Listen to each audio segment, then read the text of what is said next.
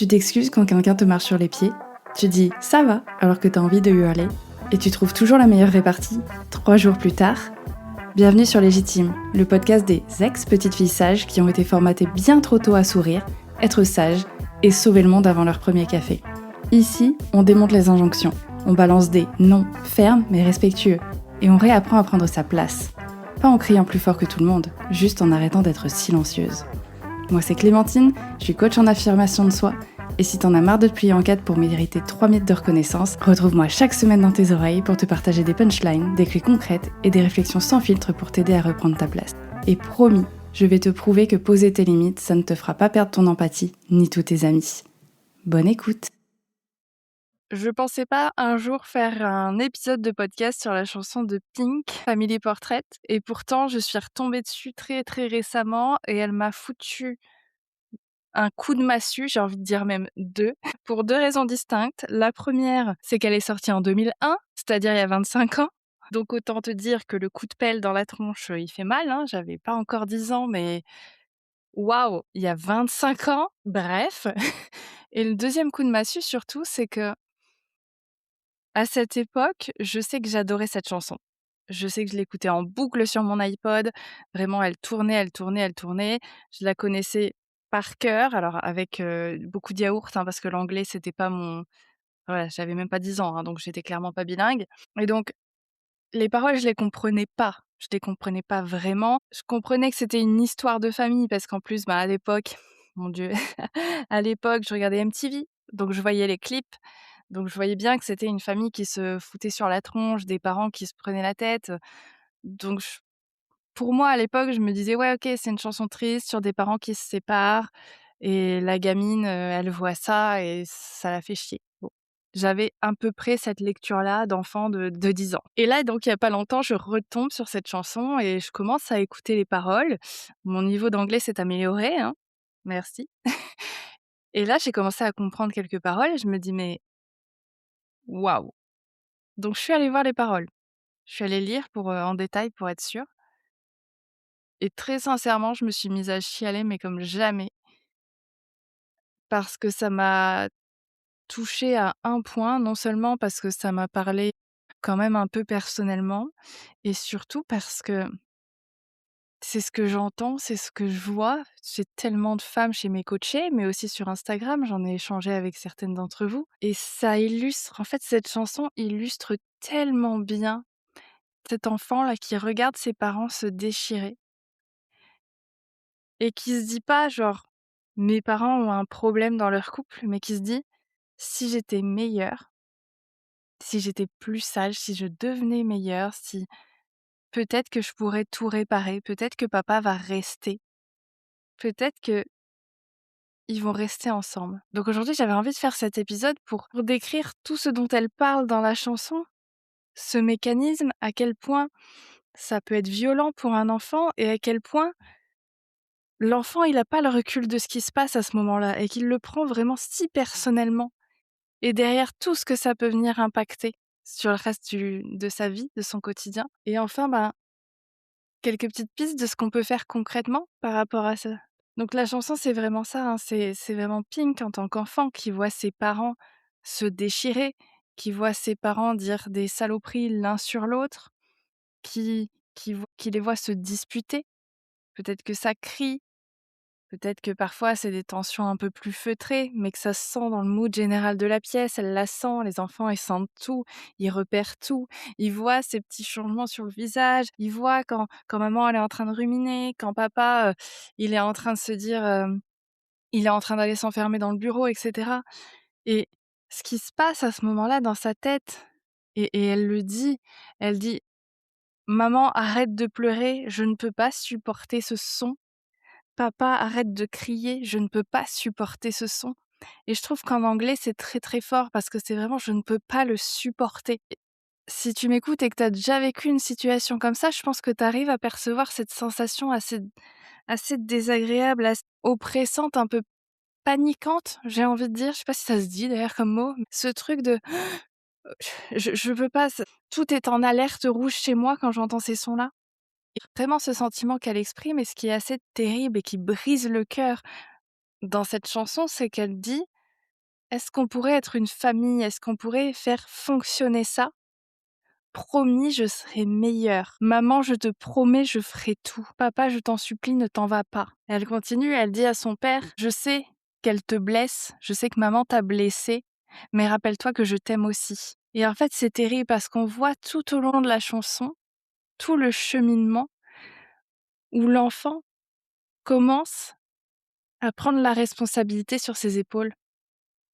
L'enfant commence à dire: «Je sais que c'est maman a dit des saloperies, je sais que ça t'a blessé, mais rappelle-toi que moi je t'aime. Moi je deviendrai meilleure, moi je ferai les choses différemment.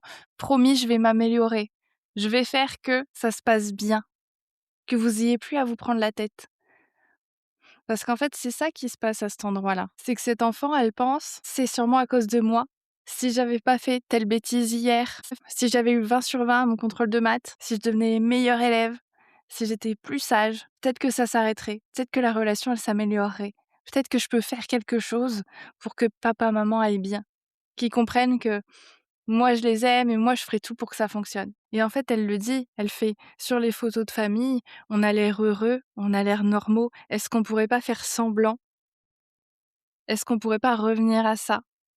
Je veux pas avoir 2 adresses, je veux pas passer les vacances chez l'un ou chez l'un ou chez l'autre, je veux pas avoir un demi-frère». Et elle se dit: «Je veux tout faire pour éviter que mes parents se séparent». Et je sais pas, vraiment en réécoutant ces paroles-là, ça m'a brisé le cœur.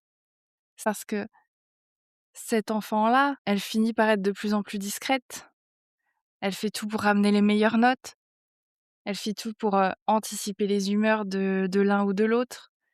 Faire en sorte que quand papa il rentre de la maison fatigué, ben, tout soit déjà rangé. Faire en sorte que quand maman elle est triste, et ben, elle sera là, dispo, souriante, soutenante pour sa propre mère. Et en fait, sans le savoir, elle devient la médiatrice de la maison. Elle porte toute la responsabilité de sa famille sur le dos, sur ses épaules. Mais ce qui est d'autant plus terrible, c'est que cette enfant, elle veut plus supporter ça, elle ne veut pas supporter ses cris, ses pleurs. Elle sait que ça la stresse, elle sait que ça l'angoisse et que ça la fait un peu paniquer. Et elle le dit à un moment, elle dit: «Hier j'ai fui loin du bruit, je veux pas y retourner, mais j'ai pas le choix». Et je trouve ça tellement impactant parce que tellement représentatif de ce qui peut se passer justement pour un enfant.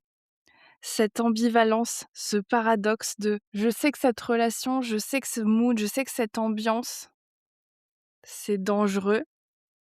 Dangereux dans le sens où, bah, je me sens pas safe, j'ai peur que mes parents se séparent, j'ai peur d'être éloignée de ma famille, j'ai peur j'ai peur que maman pleure, j'ai peur que maman crie.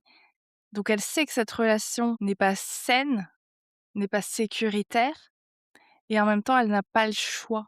Elle dépend de cette relation. Et c'est cette ambivalence qui fait qu'on va avoir tendance à se soumettre, à aller vers le people pleasing. C'est une soumission, mais qui est en fait une stratégie de de survie relationnelle, une stratégie pour préserver le lien, pour éviter que ça casse, que ça fasse une rupture. Et je vais pas citer toute la chanson de Pink, même si j'en ai cité pas mal, mais à un moment donné, elle dit: «C'est pas facile de grandir pendant la 3e guerre mondiale sans savoir vraiment ce que l'amour pourrait être, et je ne veux pas que l'amour me détruise comme il a détruit ma famille». Donc en plus, ça lui montre un modèle d'amour relationnel qui est très conditionnel, un modèle d'amour où on sait jamais à quoi s'attendre, un modèle d'amour où papa et maman sont censés s'aimer, mais en fait, ils s'insultent, ils se crient dessus, ils se font pleurer. Est-ce que j'ai vraiment envie un jour de ressentir l'amour aussi? Est-ce que c'est vraiment ça que j'ai envie de chercher dans mon quotidien plus tard quand je serai grande? Donc je sais pas déjà si toi, là, en m'écoutant, si ça résonne chez toi, si ces paroles, elles te parlent, si cette ambivalence, elle te parle. Mais je sais que c'est quelque chose que je vois très souvent et de plus en plus en coaching, puisque je m'y intéresse de plus en plus, que je me forme au système nerveux, donc je vois de plus en plus ces schémas-là. Et c'est typiquement ce qui se produit, c'est typiquement ce qui est dit dans la chanson. J'ai une personne récemment qui m'a dit: «Mais moi, je sais que je devrais poser des limites à ma mère, je sais ce que je devrais dire, franchement, je sais quoi dire, je sais ce que j'ai envie de dire, je sais quelles limites j'ai envie de poser, j'ai les mots, mais quand il s'agit de le faire, quand je suis face à elle, bah, je me retrouve, comme une petite fille. Je me retrouve à acquiescer, à minimiser, à dire: non mais ça va, c'est rien, c'était pas important» et après, elle me dit: «Mais après je suis furieuse contre moi-même, je m'en veux, je ne comprends pas, alors que je sais pertinemment, c'est bon. Je suis adulte, je sais, j'ai le droit, il y a des trucs que j'ai pas à accepter, que j'ai plus à accepter». Mais en fait, ce qui se passe, c'est que ton système nerveux, quand tu étais enfant et dans ces situations-là où tu as entendu des cris, des pleurs ou toute autre situation où à un moment donné, tu t'es senti responsable des émotions, du mood de tes parents, ton système nerveux, il a enregistré que ta survie à toi dépendait de l'état émotionnel de tes parents. Si mes parents vont bien, si mes parents sont heureux, détendus, calmes, etc., moi, je suis safe aussi. Donc il vaut mieux, voilà, que je me diminue, que je prenne pas trop de place, que j'anticipe, que je fasse pas trop de bruit. Bref, c'est pas vraiment conscient, mais c'est ton système nerveux qui a fait son boulot. Il t'a gardé en sécurité, dans un environnement qui percevait comme imprévisible. Et donc il t'a appris à prévoir l'imprévisible. Il t'a appris à contrecarrer l'imprévisible, pour que tu sois capable de réagir en tout temps pour apaiser la tempête, pour apaiser la guerre. Et ces solutions-là qu'il a trouvées, de t'adapter, de sourire même si t'es pas d'accord, de dire toujours oui à tout, de faire comme si t'avais absolument aucun problème sur Terre, genre et que rien n'était grave, en tout cas quand ça te concerne, ben ces solutions, elles ont marché. Et c'est pas des bugs, c'est pas ton système qui a déconné, c'est pas toi qui as un problème, hein. Au contraire, c'est que tu t'es adapté de façon très intelligente à une situation à risque. Et ton corps, il a enregistré tout ça, il a gardé ça très, très précieusement. Sauf que maintenant, aujourd'hui, tu as 20, 30, 40, 50 ans, ta tête a compris, ta tête a évolué, tu es allé choper des ressources, tu sais que tu es adulte, mais ton corps, lui, il sait pas.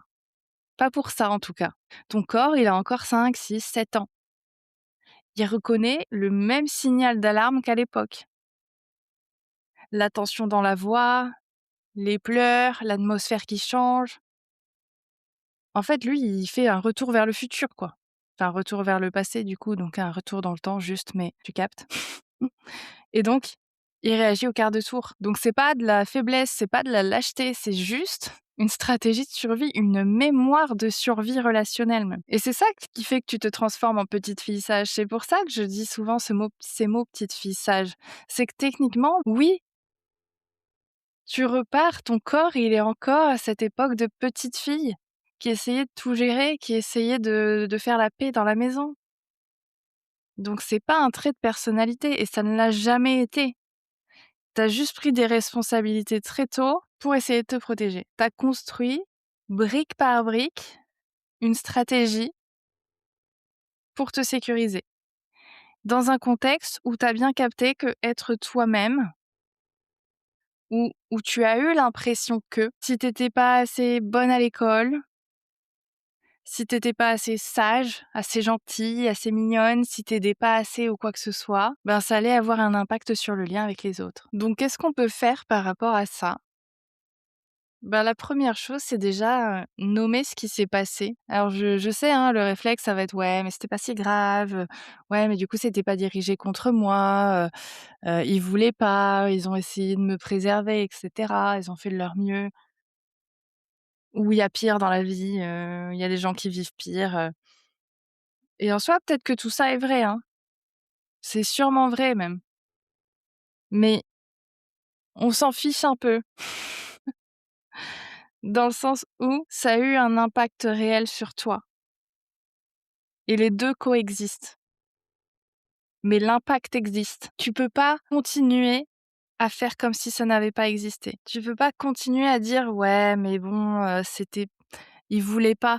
On s'en fiche en fait qu'il voulait pas. Il y a eu un impact. Si ça t'a blessé, si ça t'a rendu triste, si, tu sais qu'il y a des moments où, tu es même allé voir ta maman ou ton papa pour dire: «Non mais, tu sais que maman, elle est juste un peu en colère et tout», c'est pas normal pour un enfant.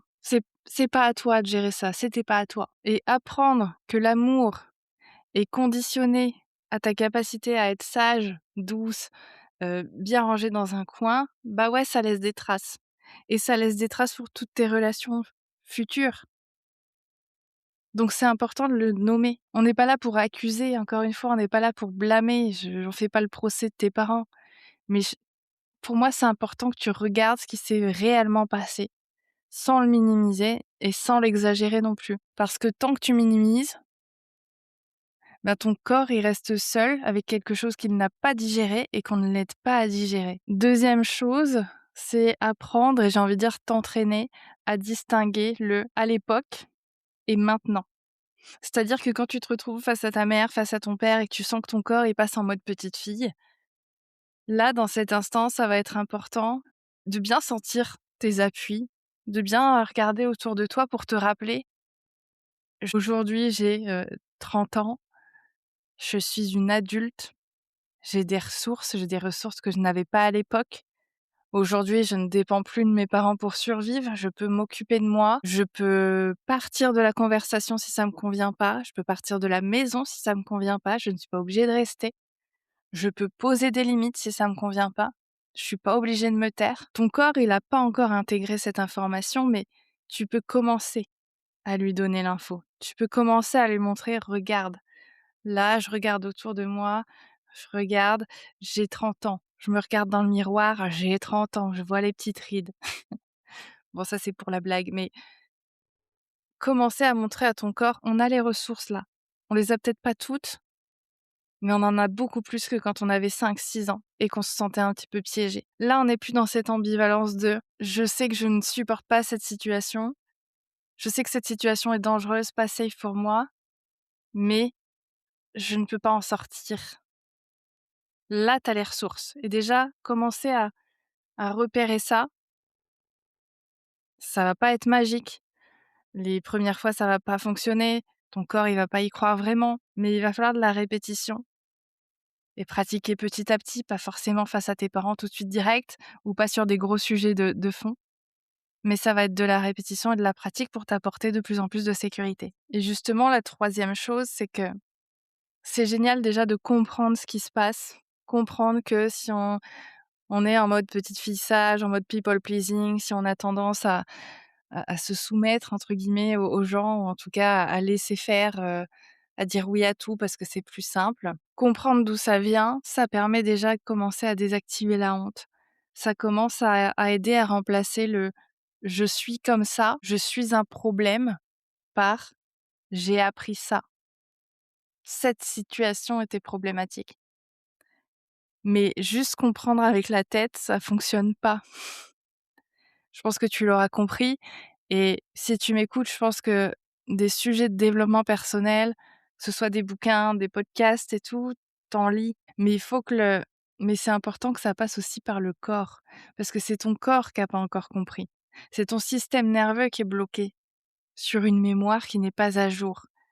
Donc c'est important de faire un travail de ce côté-là, de s'apporter de la sécurité, comme je disais, de s'entraîner dans des relations sécuritaires pour être capable de se co-réguler, commencer à ressentir les signaux d'alarme avant qu'ils ne te submergent, prendre à te et d'apprendre à te réguler pour que tu arrêtes de passer de «je me tais complètement, je fige, je suis incapable de dire quoi que ce soit» ou quand c'est trop, «j'explose, mais c'est pareil, ça déborde et ça donne jamais rien». Et c'est vrai que je suis assez fière d'implémenter ça maintenant dans mes coachings parce que je vois bien la différence entre là, je commence à ressentir la sécurité, je commence à voir que je peux me remettre en sécurité et quand je dis en sécurité, c'est pas, je me mets en mode extatique, en mode, joie intense, juste je ressens quelque chose de désagréable mais je me laisse plus submerger et ça change tout ensuite sur la posture, sur ce qu'on va s'autoriser à faire. Sur sur les capacités qu'on a l'impression d'avoir. On commence à reconnecter avec les ressources et à de plus en plus, j'ai envie de te dire, laisser grandir la petite fille qui était bloquée depuis, X années. Donc voilà, Family Portrait est sorti en 2001. À l'époque, je savais vraiment pas de quoi ça parlait finalement. J'avais pas du tout saisi le sujet. J'avais pas saisi finalement que Alors que l'enfant était au cœur de la chanson, bien sûr que si, mais pas en mode je prends la responsabilité. Moi, je l'avais compris en mode Pink subit les disputes entre ses parents, mais voilà quoi. Pas genre elle les subit, elle en prend la responsabilité et elle prend un rôle qui n'est pas le sien et surtout pas à un âge aussi jeune, quoi. Donc si c'est ce que tu ressens aujourd'hui, ce sentiment quand tu es face à tes parents ou peut-être face à d'autres personnes qui te semblent être des personnes d'autorité, je veux que tu saches que c'est normal, c'est logique que tu aies cette réaction un peu de te rétracter, que tu aies cette réaction un petit peu de soumission, de j'ai pas envie de prendre trop de place, de faire trop de bruit, de trop dire ce que je pense, ou je dois être parfaite. Si je fais quelque chose, faut que ce soit parfait, faut que ce soit bien contrôlé, bien maîtrisé, faut que je sois gentille, faut pas que ça déborde sur c'est normal que tu aies ces réflexes-là, que tu arrives pas à t'en débarrasser malgré tous les exercices de dev perso que tu aies pu faire. C'est pas suffisant. Parce que ton corps, je le répète beaucoup en ce moment, Insta et tout, mais ta tête a compris, ta tête elle a peut-être 20, 30, 40, ton âge quoi, mais ton corps il est encore bloqué à 5-6 ans. Je vais terminer l'épisode ici, j'espère qu'il t'aura plu, intéressé. C'est la première fois que je fais un peu un débrief de chanson, mais vraiment en la réécoutant, je me suis dit mais c'est incroyable. Et c'est incroyable et c'est terrible d'avoir écouté cette chanson si jeune. Bon, je captais pas donc c'était pas très grave, mais je sais que je captais quand même un peu le mood général. Je voyais bien que c'était pas agréable, hein, et je voyais bien que quand je l'écoutais, déjà à cet âge-là, j'avais envie de pas de me battre, mais je sentais qu'il y avait un élan quand même et c'est intéressant de voir, 25 ans plus tard, tout ce qui était dit là-dedans. Parce que déjà que maintenant, encore aujourd'hui, c'est un gros, gros sujet tabou. C'est encore un sujet où je vois des femmes qui se disent, bah, qu'elles sont pas légitimes de ressentir ça ou que c'est un trait de personnalité d'être en mode, petite fille sage et cetera. Ou que oui, ben, mes parents ont fait comme ils ont pu, donc j'ai pas le droit de dire quoi que ce soit. Il y a encore tellement de personnes dans cette optique-là et je me dis, il y a 25 ans quand elle a sorti cette chanson, je me demande comment ça a été reçu. Est-ce que ça a vraiment été compris? Est-ce que bon, j'aurais pas la réponse ou je pourrais peut-être aller la chercher, mais c'est pas le sujet. Mais en tout cas, j'avais envie de partager ça dans un épisode de podcast, donc je vais m'arrêter là. Et je te souhaite une bonne journée, après-midi, soirée et à très bientôt sur Légitime. Merci beaucoup d'avoir écouté cet épisode et s'il t'a aidé, s'il t'a intrigué, si tu te poses des questions, je suis curieuse, viens me le dire sur Instagram. Promis, je mords pas et c'est toujours un régal d'échanger avec vous. Et si tu veux soutenir le podcast, m'envoyer du love ou aider d'autres petites filles sages qui en ont marre de passer leur temps à sauver le monde, tu peux laisser un avis et des étoiles sur Apple Podcasts et Spotify, ça me fera très plaisir et puis ça aidera Légitime à se faire connaître et aller encore plus loin. Encore une fois, merci pour ta confiance, je te dis à la semaine prochaine. Et n'oublie pas, prendre sa place, c'est pas crier plus fort que tout le monde, c'est juste arrêter d'être silencieuse.